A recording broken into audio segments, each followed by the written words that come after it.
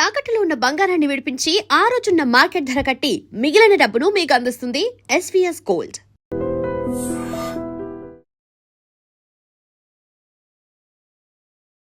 ఇప్పుడు మనకి చలికాలం మొదలైంది.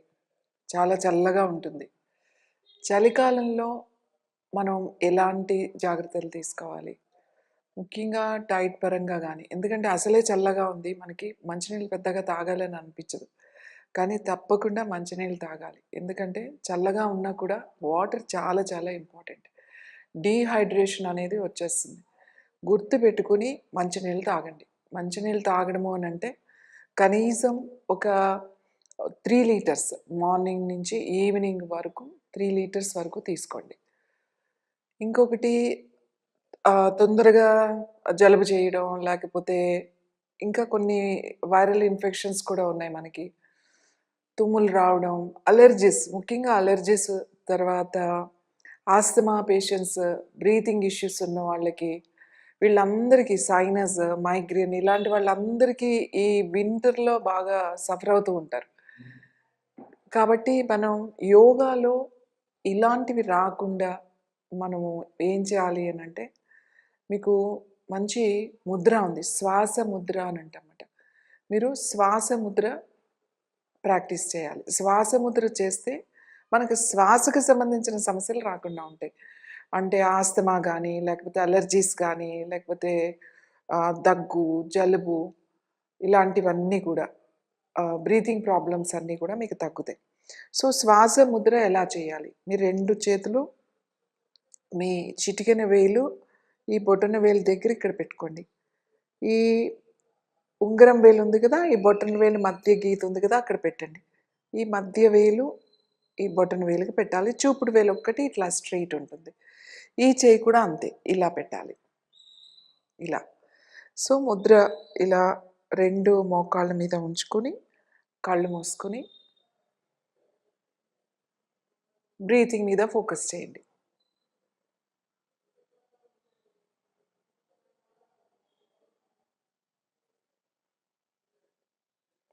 ఇలా ఈ ముద్ర చేయడం వల్ల ఒక 3 మినిట్స్ గానీ, 5 మినిట్స్ చేయడం గానీ, ఏమన్నా ముక్కు బ్లాక్ అయినా, తర్వాత మనకి శ్వాస సరిగ్గా లేకపోయినా, ఆయాసంగా ఉన్నా కూడా ఈ ముద్ర చేస్తే మీకు ఇమ్మీడియేట్‌గా రిలీఫ్ వస్తది. ఒక 3-5 మినిట్స్‌లోనే రిలీఫ్ వస్తది. ఒకవేళ మళ్ళీ బ్లాక్ అయితే మళ్ళీ చేయండి. బాగా ఆయాసంగా ఉంటే మళ్ళీ చేయండి. అంటే ఎన్ని సార్లైనా చేయొచ్చు. మీకు ఎక్కువగా ఉన్నప్పుడు ఎన్ని సార్లైనా చేయొచ్చు. లేదా ప్రొద్దున్న ఒక 5 మినిట్స్, మధ్యాహ్నం 5 మినిట్స్, సాయంకాలం 5 మినిట్స్ చేయండి.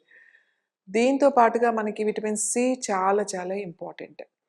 కాబట్టి ఈ శీతాకాలంలో మనకి కార్తీక మాసం. కార్తీక మాసంలో మనం ఉసిరి చాలా చాలా మనకి పవిత్రమైంది. మనం ఉసిరి చెట్టుకి పూజ చేస్తాము. ఉసిరి దీపాలు పెడతాము. అలాగే ఉసిరి చెట్టు కింద భోజనాలు చేస్తాము. ఇవన్నీ కూడా కార్తీక మాసంలో మనం చేస్తాం. అలాగే ఈ ఉసిరికాయలు కూడా మనకి ఈ చలికాలంలో బాగా దొరుకుతాయి. పెద్ద ఉసిరి ఉంది కదా! ఆ ఉసిరిలో మనము ఆ ఉసిరికాయని రోజు మనం తినాలి. ఒక ఉసిరికాయ తింటే చాలు. ఒక చిన్న మామూలుగా ఉసిరికాయ రాతి ఉసిరి అంటాం. అది ఒక్కటి తిన్నా సరిపోతుంది. లేదు మనం ఆ ఉసిరికాయ తినలేము అది అని అనుకుంటే, దాన్ని మనం డైరెక్ట్‌గా ఒక పచ్చడిలాగా చేసుకోవచ్చు. అంటే పచ్చడంటే మళ్ళీ మీరు నూనెలో వేపించి ఆవకాయలాగా అలా పెట్టకండి. సో, దాన్ని గింజ తీసేసి చక్కగా ఉప్పేసి బాగా దాన్ని దంచి కాస్త ఎండలో పెట్టుకొని దాన్ని ఒక జాడీలో గానీ, ఒక కుండలో గానీ పెట్టుకుంటారు. అది రోజులంటే ఒక సంవత్సరం తర్వాత నల్లగా అయిపోద్ది. అందుకని దాన్ని నల్ల పచ్చడి అని కూడా అంటారు. ఇది ఎంత కాలం ఉంటే అంత ఔషధ గుణాలు పెరుగుతాయన్నమాట. 2 ఇయర్స్, 3 ఇయర్స్, 5 ఇయర్స్ అలా కూడా ఉంటుంది ఈ పచ్చడి. అది చూడ్డానికి అలా ఉంటుంది గట్టిగా అయిపోయి. కానీ దాన్ని తీసుకొని కొంచెం మనం తాలింపులాగా పెట్టుకొని కాస్త మనకు కావాల్సిన కరివేపాకు, కొత్తిమీర కొంచెం అట్లా వేసుకొని, జీలకర్ర అలా వేసుకొని, తాలింపులాగా పెట్టుకొని, రోజు అన్నం తినేటప్పుడు కొంచెం అంత పచ్చడి మొదటి ముద్దలో గనక మీకు తింటే, మీకు కావలసిన విటమిన్ సి చాలా పుష్కలంగా వస్తుంది. మీ చర్మము మంచిగా నిగనిగలాడాలన్నా, అలాగే జుట్టు కూడా బాగుండాలన్నా, మనకి తర్వాత పూర్తిగా మనకి ఈ ప్రాబ్లమ్స్ అంటే చలికాలంలో వచ్చే ప్రాబ్లమ్స్ బాగా డ్రైనెస్, ఎంత మాయిశ్చరైజర్ రాస్తూనే ఉంటారు. రాస్తుంటారు. అయినా కూడా డ్రై అయిపోతూ ఉంటుంది స్కిన్. కాబట్టి ఇలాంటి సమస్యలన్నీ కూడా తగ్గుతాయి మీకు. మీరు శ్వాసముద్ర చేస్తూ అలాగే ఉసిరిని అంతేగాని ఉసిరి పొడి ఎక్కువ కలుపుకొని తాగేయడము, ఆమ్లా పౌడర్ అని చెప్పేసి అలా ఎక్కువ వాడకండి. ఎందుకంటే ఉసిరిని ఎక్కువ వాడినా కూడా ఇబ్బందులు వస్తూ ఉంటాయి. దాన్ని ఫ్రెష్‌గా మనం తినడానికి ప్రయత్నం చేయాలి. రోజుకి ఒక ఉసిరికాయ అంతవరకు మీరు తీసుకుంటే సరిపోతుంది. మనకి మంచి సీజన్ కాబట్టి ఈ సీజన్‌లో ఈ చలికాలంలో ఇది తినాలి. అలాగే ప్రాణాయామం. ప్రాణాయామము మీరు రైట్ నాస్ట్రిల్ ఎక్కువ వాడండి. ఎవరికైతే చల్లగా ఉందో, చలి ఎక్కువగా అనిపిస్తుందో, లేదా ఎక్కువ తొందరగా జలుబు చేయడము, తొందరగా పాదాలు, చేతులు అన్నీ కూడా చల్లగా అయిపోవడం, చాలా డల్‌గా ఉండడం. ఎందుకంటే శీతాకాలంలో ఎలా ఉంటుంది అంటే, చాలా కొంచెం డిప్రెషన్స్ అలాంటివి ఎక్కువవుతాయన్నమాట. మనకి ఎప్పుడు లేని బాధ, ఎప్పుడు లేని సమస్యలు అప్పుడే గుర్తొచ్చి బాధపడుతూ ఉంటామన్నమాట. బికాస్ ఆఫ్ ఏంటంటే వెదర్ అలా ఉంటుంది కాబట్టి మనకి ఆ చల్లని వాతావరణంలో మనకి ఆలోచన విధానం కూడా అలానే ఉంటుంది. కాబట్టి యాక్టివ్‌గా ఉండాలి. మనం యాక్టివ్‌గా ఉండాలి అనంటే ఏం చేయాలంటే సూర్యనాడిని యాక్టివేట్ చేయాలి. సూర్యనాడి అనంటే కుడి ముక్కు. కుడి ముక్కు అంటే సూర్యనాడు direct connect to your navel మాట. అదే చంద్రనాడి అంటే ఎడమ ముక్కు. ఎడమ ముక్కు నాడి చంద్రనాడి direct connect to your mind. So మీరు సూర్యనాడిని యాక్టివేట్ చేశారనుకోండి, ఈ చలికాలంలో వచ్చే సమస్యలు అంటే ఎలాంటి సమస్యలు అంటే ఈ ఆలోచనలు. మనకు చాలా డిప్రెషన్‌గా ఉండడం, డల్‌గా ఉండడం, నాకింక ఏమీ కాదేమో, నేనేమీ చేయలేనేమో, ఏది చేసినా నాకు ఇలానే ఉంటుంది, నాది ఇంతే, నాకేం కలిసి రావట్లేదు. ఇలాంటి ఆలోచనలు ఎక్కువవుతాయి. సో అలా ఉండకూడదు అనుకుంటే మనం సూర్యనాడిని కనుక యాక్టివేట్ చేసుకోవాలి. అంటే మనకు శారీరకంగా కానీ మానసికంగా కానీ డల్ అయినప్పుడు సూర్యనాడిని యాక్టివేట్ చేస్తే మనకి ఇమీడియట్‌గా బ్రెయిన్ యాక్టివేట్ అయ్యి మనకి ఎనర్జీ లెవెల్స్ ఇంప్రూవ్ అవుతాయి. ఇది సింపుల్ ప్రాణాయామం, సూర్యభేద ప్రాణాయామం అని కూడా అంటాం మనం. సో లెఫ్ట్ హ్యాండ్ చిన్ముద్రలో అలా ఉంచండి. మీ రైట్ హ్యాండ్ నాసికా ముద్ర అంటే మీ చూపుడు వేలు, మధ్య వేలు ఇలా ఫోల్డ్ చేసి కళ్ళు మూసుకొని కుడి ముక్కు ముందుగా ఎడమ ముక్కు మూయండి. కుడి ముక్కుతో శ్వాస తీసుకోండి. కుడి ముక్కుతోనే వదలండి.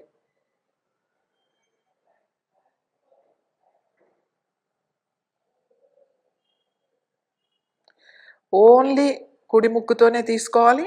కుడి ముక్కుతోనే వదలాలి.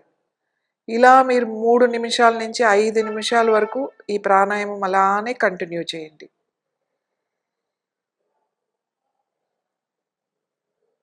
ఇది సూర్యభేద ప్రాణాయామం. మనకి సూర్యనాడి యాక్టివేట్ అవుతుంది. ఆ చలి తగ్గుతుంది. మన లంగ్స్ కూడా క్లియర్ అవుతాయి.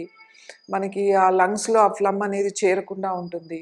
ఊరికే ముక్కు దిబ్బడ, గొంతు నొప్పి, తలనొప్పి, అలర్జీ, కళ్ళంట నీళ్లు గారడం ఇట్లాంటివన్నీ కూడా తగ్గుతాయి. ఇంకా ఎక్కువ ఉన్నవాళ్ళు అంటే చాలా అసలు మాకు ఈ చలికి అసలు నా వల్ల కావట్లేదండి. ఇంకొంతమంది ఇన్‌హేలర్ కూడా వాడతారు. ఆయాసం ఉండి ఇన్‌హేలర్ కూడా వాడుతూ ఉంటారు. అంటే మెడిసిన్స్ మీద ఉంటారు. అయినా కూడా ఆయాసం వస్తూ ఉంటుంది. వాళ్ళు ఏం చేస్తారంటే సూర్యాంగ భస్త్రిక చేయండి. భస్త్రికా ప్రాణాయామం సూర్యాంగ భస్త్రిక. సూర్యాంగ భస్త్రిక అంటే ఏం లేదు. ఇలానే ఎడమ ముక్కు మూసి ఓన్లీ కుడి ముక్కుతోనే. భస్త్రిక అంటే తీసుకోవడం, వదలడం, తీసుకోవడం, వదలడం అన్నమాట. కొంచెం ఫాస్ట్‌గా చేస్తాం.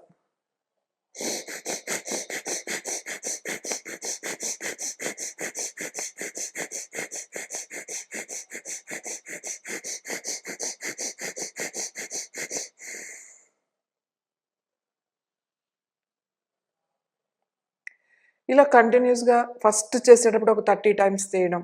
తర్వాత మెల్లగా, మెల్లగా 60 టైమ్స్ వరకు చేసుకోవడం. అంటే in and out. Just in, out. అంతేగాని లోపలికి తీసుకోవడం, మళ్ళీ లోపల నుంచి వదలడం చేయకూడదు. Bhastrika only just in, out, in, out. Bhastri అంటామట. ఇలా ఉంటుంది భస్త్రి. సో, ఇన్ అండ్ ఔట్ చేయాలి. ఓన్లీ కుడి ముక్కుతోనే చేయాలి. ఒక్క కుడి ముక్కుతోనే చేస్తే దీన్ని సూర్యాంగ భస్త్రిక అంటారు. సో, బాగా ఎక్కువగా ఉన్నవాళ్ళు సూర్యాంగ భస్త్రిక కూడా ఒక 3-5 నిమిషాలు చేసుకున్న తర్వాత అప్పుడు సూర్యభేద ప్రాణాయామం కూడా చేయండి. ఈ 2 చేయడం వల్ల మీకు ఈ చలికాలంలో వచ్చేటువంటివి రాకుండా ఉంటాయి. అలాగే మనకి ఆ బాడీలో హీట్ అనేది జనరేట్ అవుతుంది. డైజెస్టివ్ సిస్టమ్ చాలా యాక్టివ్‌గా ఉంటుంది. ఎందుకంటే చలికాలంలో నోటికి ఆకలి ఎక్కువ. కళ్ళకి, నోటికి ఆకలి ఎక్కువ ఉంటదన్నమాట.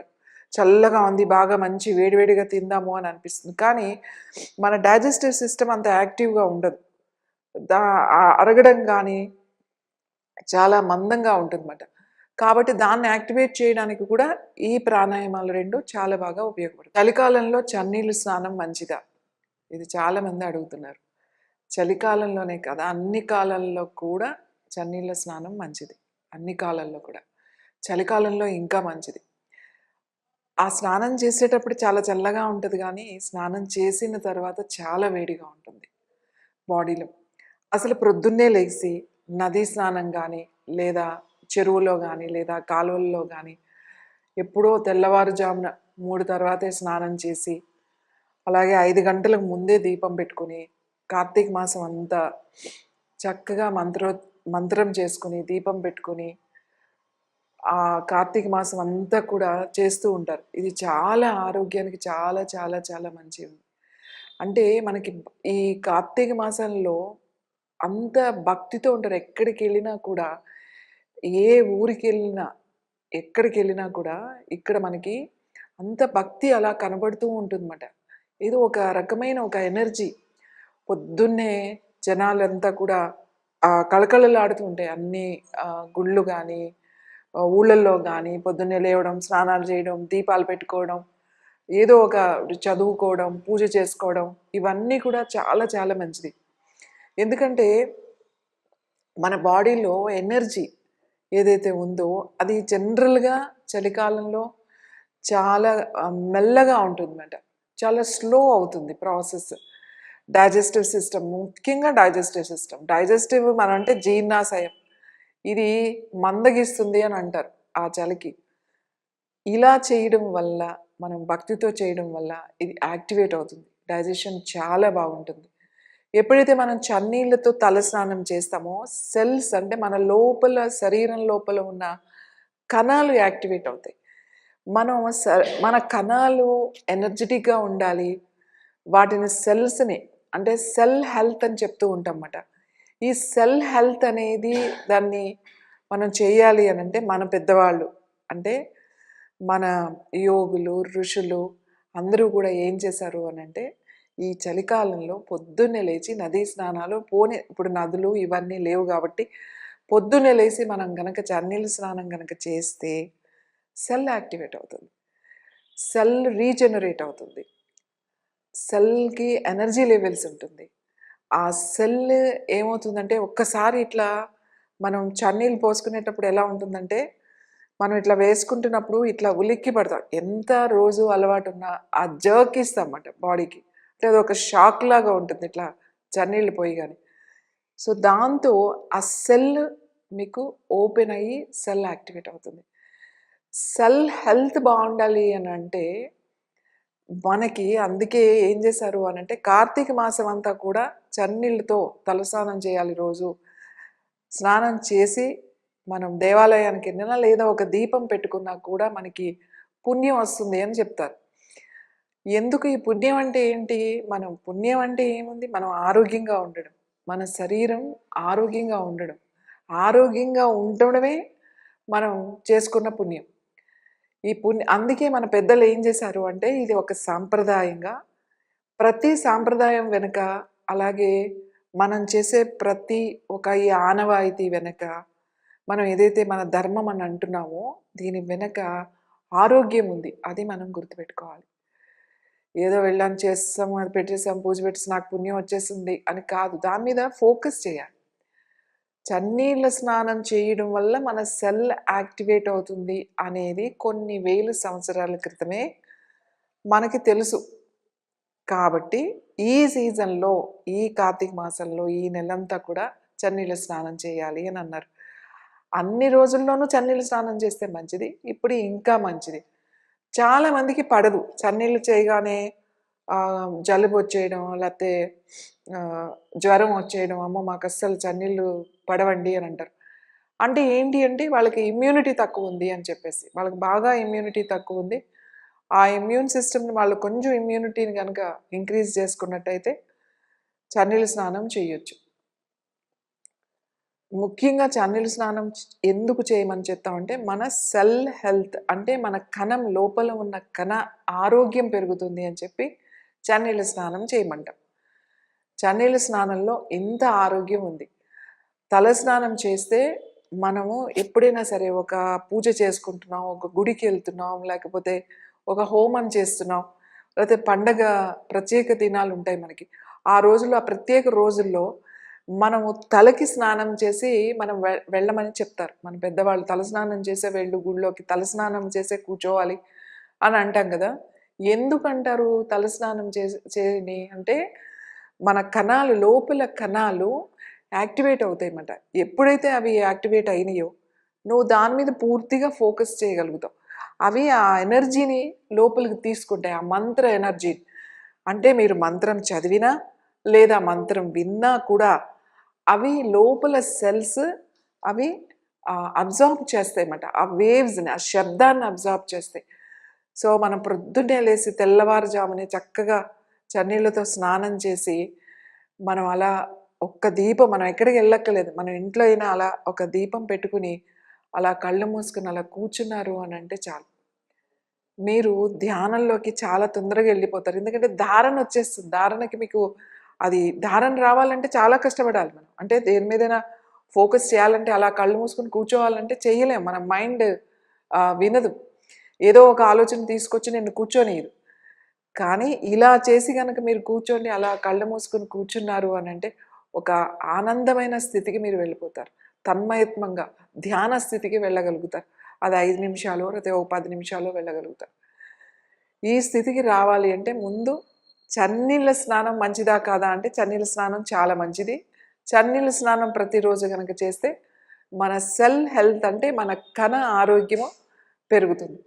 దానికోసమే మన పెద్దలు ప్రతి దానికి కూడా ఒక సాంప్రదాయాన్ని, అలాగే ఒక అలవాటుని, ఒక పద్ధతిని మనకి చిన్నప్పటి నుంచి మనకి నేర్పించి ఈ సీజన్లో ఇలా ఉండాలి, ఈ ప్రసాదాలు చేయాలి, ఈ పూజలు చేయాలి, ఇలా ధ్యానం చేయాలి అని చెప్పడానికి కారణం అదే. And for more videos, Please subscribe to iDream.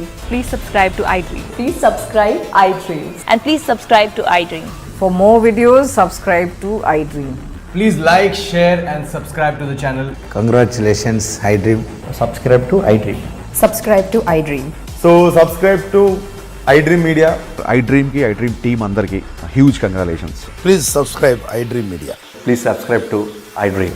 Subscribe iDream. Please subscribe to iDream. iDream అంటే నా కళల ఛానల్ను సబ్స్క్రైబ్ చేసుకున్న నోరు తిరుగుతలేదు, మీరైతే గంట గుర్తు కొట్టండి. For more such videos, please subscribe to iDream.